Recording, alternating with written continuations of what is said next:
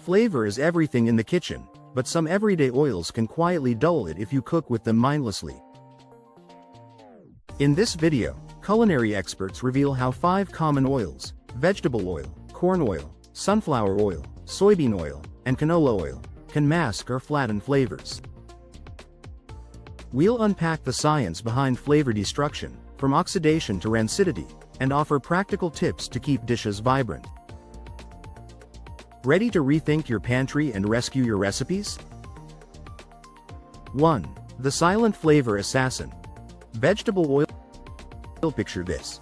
You've spent hours crafting the perfect marinade for your chicken, carefully balancing herbs and spices, only to watch it all disappear into a greasy, flavorless void.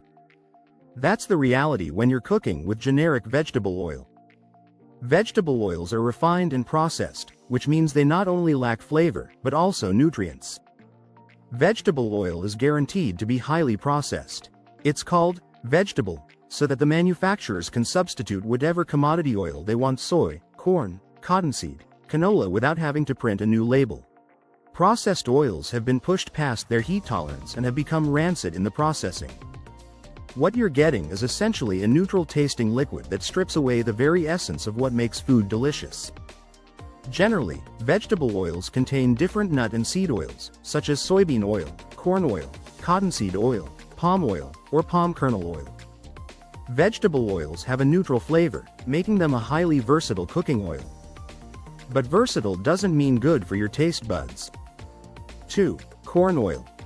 The flavor vacuum. If there's one oil that can single-handedly turn a gourmet meal into cafeteria food, it's corn oil. Corn oil, made from the germ of corn, is an inexpensive neutral oil that has minimal flavor to impart to dishes. While some might see this as a positive, experienced cooks know better. The problem isn't just that corn oil lacks flavor, it's that it actively works against the flavors you're trying to create. Corn oil.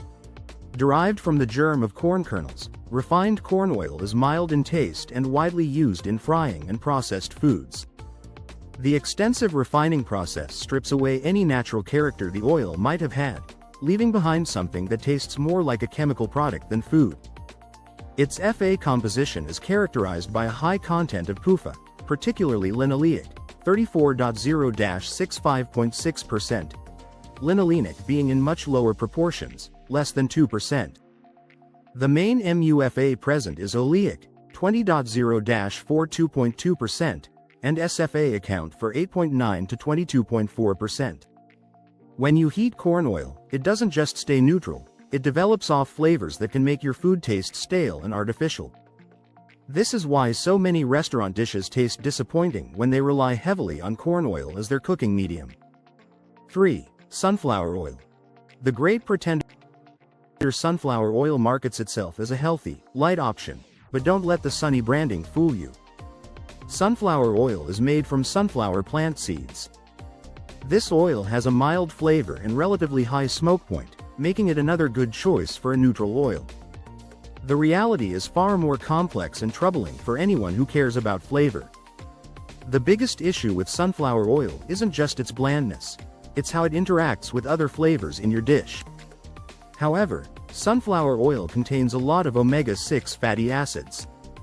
The body needs them, but omega-6s are thought to be pro-inflammatory, while omega-3s are anti-inflammatory. Consuming too many omega-6s without balancing with omega-3s could lead to an excess inflammation in the body, so moderation is key. Sunflower oil. Made from sunflower seeds, this refined oil has a light taste and a high smoke point. It's often used for roasting vegetables and pan frying thanks to its clean finish. That clean finish is actually code for completely stripped of character. When you sauté vegetables in sunflower oil, you're essentially steaming them in fat without adding any depth or complexity. 4. Soybean oil. The industry standard disaster. Walk down any grocery aisle and you'll find soybean oil lurking in nearly every processed food product. There's a reason food manufacturers love it, and it has nothing to do with flavor enhancement. Vegetable oil, soybean oil. These two terms are one and the same.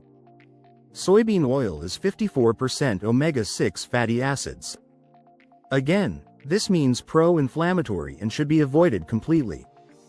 Unfortunately, because it is cheap to produce as one of the most common oils in processed foods. Browse through the ingredient labels on most everything the next time you're at the grocery store and you'll find soybean oil in a dizzying array of products. This ubiquity has trained our palates to accept blandness as normal. The problem with soybean oil goes beyond just neutrality. Seed oils are often refined, bleached and deodorized to improve stability and shelf life. The extraction and refining processes for seed oils can involve high heat and chemical solvents, which may degrade the oil's quality and lead to the formation of harmful compounds, including trans fats. When you cook with soybean oil, you're not just missing out on flavor, you're potentially introducing chemical off-notes that can make food taste artificial and processed. 5. Canola oil. The deceptive health hero canola oil has somehow managed to position itself as the healthy choice among cooking oils, but this reputation is built on shaky foundations when it comes to flavor. Canola oil is derived from rapeseed, a flowering plant, and contains a good amount of monounsaturated fats and a decent amount of polyunsaturated fats. Of all vegetable oils, canola oil tends to have the least amount of saturated fats. It has a high smoke point, which means it can be helpful for high-heat cooking. Here's where things get interesting and disturbing. One downside to the oil is that it can start to taste or smell slightly fishy as it ages. Generally, canola oil lasts 6 months to a year after opening and about 2 years unopened. That fishy smell isn't just unpleasant, it's a sign that the oil is breaking down and developing rancid flavors that will transfer directly to your food. Canola oil is largely used in cooking, frying, and in processed foods, but since it contains a considerable amount of PUFAs in addition to often being rancid, this only heightens its inflammatory effects. Avoid it completely. Canola oil is largely used in cooking, frying, and in processed foods, but since it contains a considerable amount of PUFAs in addition to often being rancid, this only heightens its inflammatory effects. Avoid it completely. The fact that it's often rancid should be enough to make any serious cook reconsider its place in their kitchen. 6. The science behind flavor destruction.